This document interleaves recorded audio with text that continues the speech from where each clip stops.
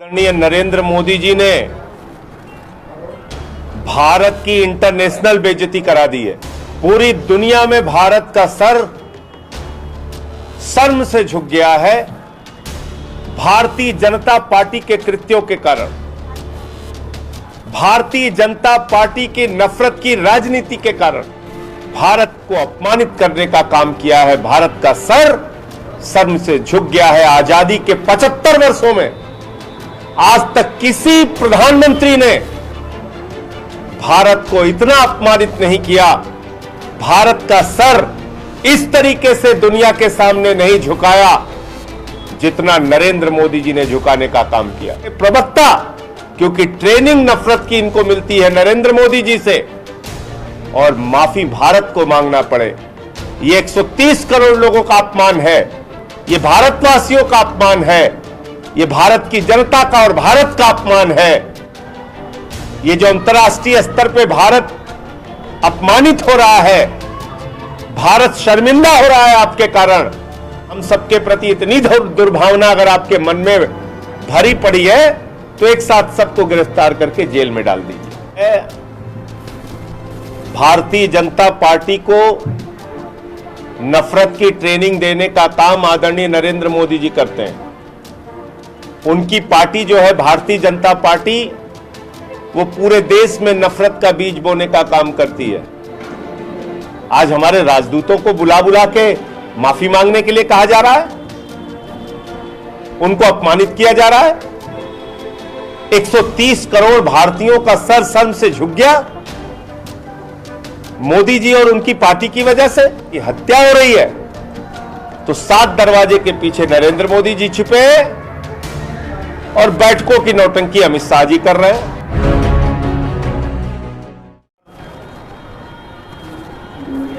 2-3 दिनों से पूरे दुनिया में खबरें चल रही हैं और आदरणीय नरेंद्र मोदी जी ने भारत की इंटरनेशनल बेइज्जती करा दी है।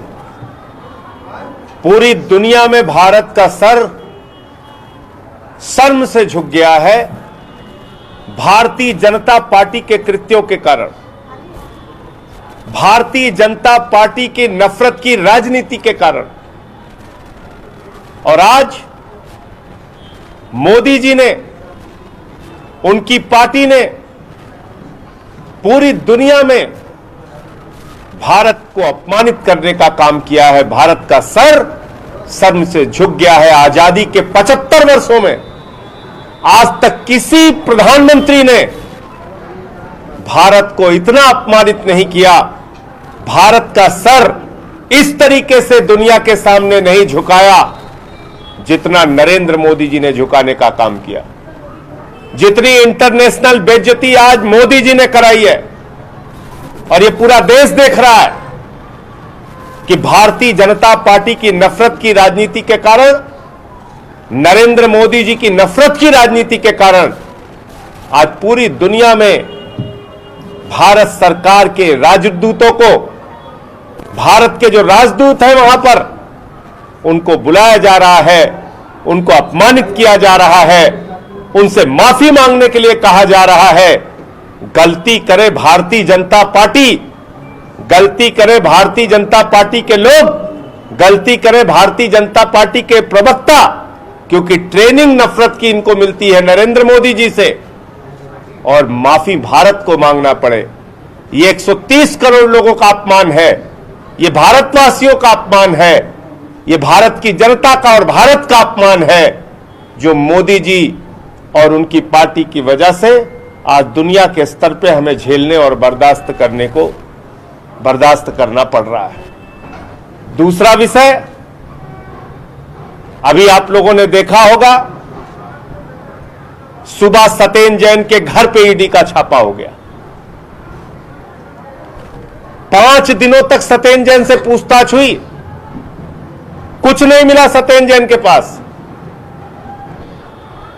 कोई भ्रष्टाचार नहीं खोज पाई मोदी जी की एजेंसी ईडी। और हाई कोर्ट में जब पूछा गया तो कह दिया सत्येंद्र जैन के खिलाफ तो कोई एफआईआर ही नहीं है। सत्येंद्र जैन के खिलाफ तो कोई शिकायत ही नहीं है। तो जब सत्येंद्र जैन के खिलाफ कोई एफआईआर नहीं, कोई शिकायत नहीं, तो उनको गिरफ्तार करके क्यों रखा गया है? इसलिए रखा गया है क्योंकि सत्येंद्र जैन एक ईमानदार इंसान है और दिल्ली के अंदर बेहतर स्वास्थ्य सेवाओं को जनता के लिए देकर पूरी दुनिया में भारत का नाम रोशन कर रहे हैं। पूरी दुनिया में दिल्ली के स्वास्थ्य मॉडल की चर्चा हो रही है और उसके पीछे बहुत बड़ा योगदान सत्येंद्र जैन का है। आज उनको गिरफ्तार करके रखा गया है और जब उनको अपमानित कर लिया, 5 दिन तक कुछ नहीं मिला, कह दिया एफआईआर नहीं, कोई कंप्लेंट नहीं, तो अब पहुंच गए सत्येंद्र जैन के घर पे, उनके पत्नी को, उनके परिवार को, उनके बच्चों को वहां अपमानित करने का काम कर रहे हैं। और आप सारे लोग जानते हैं ये पहला मौका नहीं है। सीबीआई का, ईडी का, आईटी का छापा सत्येंद्र जैन के घर पे बहुत बार पड़ चुका है, पहले भी पड़ चुका है, लेकिन कभी कुछ हासिल नहीं हुआ, कभी कुछ नहीं मिला। मैं मोदी जी से कहना चाहता हूं, मोदी जी,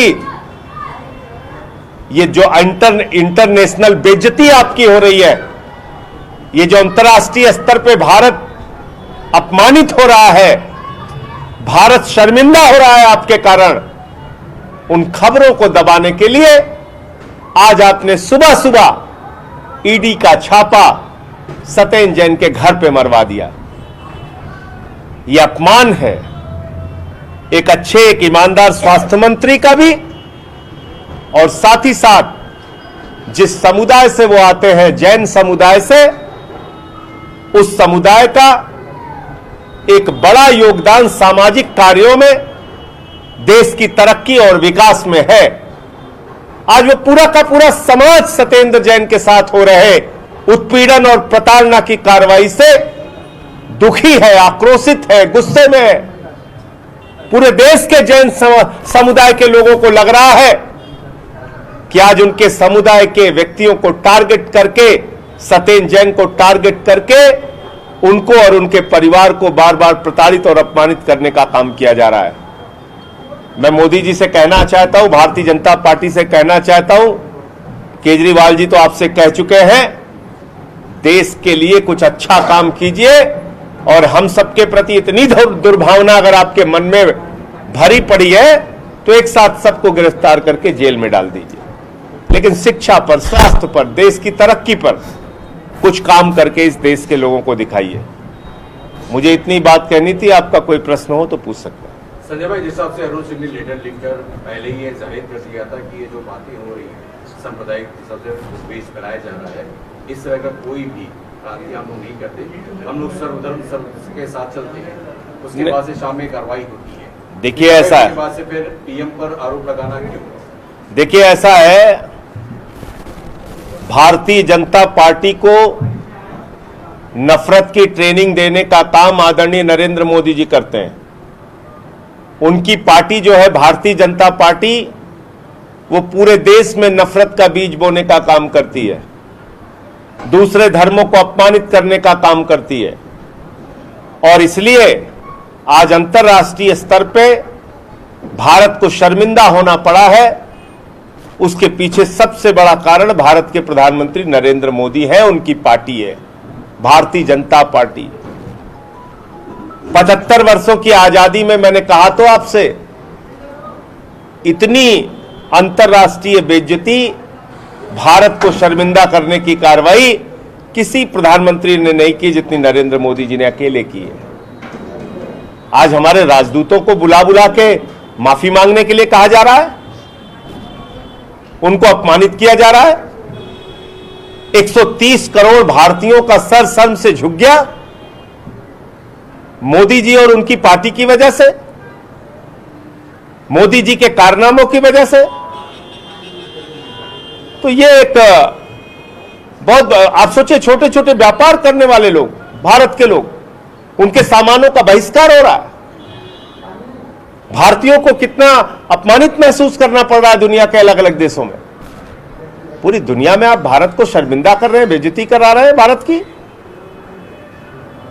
तो ये कोरी बयानबाजियां इससे कोई काम चलने वाला नहीं है। असली चेहरा जो मोदी जी और भारतीय जनता पार्टी का है वो सामने आ चुका है। और आप देख रहे हैं कि अपनी अंतर्राष्ट्रीय बेइज्जती को छुपाने के लिए सुबह सुबह ईडी पहुंच जाती है सत्येंद्र जैन के घर पे। ये क्या तमाशा है? आप कहते हैं उन पे कोई एफआईआर नहीं, कोई कंप्लेंट नहीं, कोई शिकायत नहीं, और उसी आदमी को आप बार बार टारगेट कर रहे हैं। तो ये पूरे देश की जनता, हमारा एक एक कार्यकर्ता देख रहा है और समय आने पर इसका जवाब दिया जाएगा। संजय भाई, बीजेपी के तमाम जो नेता वो कह रहे हैं कि आप जितेंद्र सिंह तोमर को भी ऐसे ही क्लीन चिट दे रहे थे, लेकिन अंततः क्या हुआ? पूछिए उनसे। आप सत्येंद्र जैन पे आप क्लीन चिट, भाजपाइयों से पूछिए क्या हुआ जितेंद्र सिंह तोमर के मामले में, वही बताएंगे आपको क्या हुआ। पूछिए उनसे। मैं पूछ रहा हूं भाजपाइयों से, मुख्यमंत्री के दफ्तर पे सीबीआई का छापा मारा, क्या हुआ उसमें? प्रमुख सचिव राजेंद्र कुमार को गिरफ्तार किया, क्या हुआ उसमें? उप मुख्यमंत्री मनीष सिसोदिया के घर पे सीबीआई का छापा मारा, क्या हुआ उसमें? ईडी का सीबीआई का छापा हमारे कई मंत्रियों पे मारा, क्या हुआ उसमें? 140 मुकदमे हमारे 34 विधायकों के ऊपर लिखे गए, क्या हुआ उसमें? 72 मामलों में कोर्ट से बरी हो गए, दिल्ली पुलिस को लताड़ लगी, क्या हुआ उसमें? क्या हुआ उसमें? 23 एफआईआर मेरे खिलाफ की बाबा जी ने उत्तर प्रदेश में। राष्ट्रद्रोह का मुकदमा लगाया, एक दिन में 9 एफआईआर की, मेरे पार्टी का दफ्तर बंद करा दिया, क्या हुआ उसमें? मैं पूछ रहा हूं भाजपाइयों से, बताएं। खाली एक बदनाम करने के लिए द्वेष की और दुर्भावना की राजनीति चला रहे हैं आप। चलाइए, आपके पास ताकत है। जिस तरीके से आम आदमी पार्टी ये कह रही है कि अपनी बेइज्जती छुपाने के लिए, इंटरनेशनल बेइज्जती छुपाने के लिए आम आदमी भाजपा इस तरीके के प्रपंच रच रही है। भाजपा भी कह रही है कि कहीं ना कहीं पंजाब में कानूनी व्यवस्था की नाकामी छुपाने के लिए, सीरियल किलिंग्स छुपाने के लिए, लाश छुपाने के लिए, जिस तरीके के वहाँ पे खालिस्तानी समर्थक नारे लग रहे हैं उनको छुपाने के लिए इस तरीके की कॉन्फ्रेंसेज और इस तरीके की वचन दिए जा रहे हैं आम आदमी पार्टी। देखिए, ऐसा है कि इस प्रकार के ड्रामेबाजी के बयानों से कुछ हासिल होने वाला नहीं है।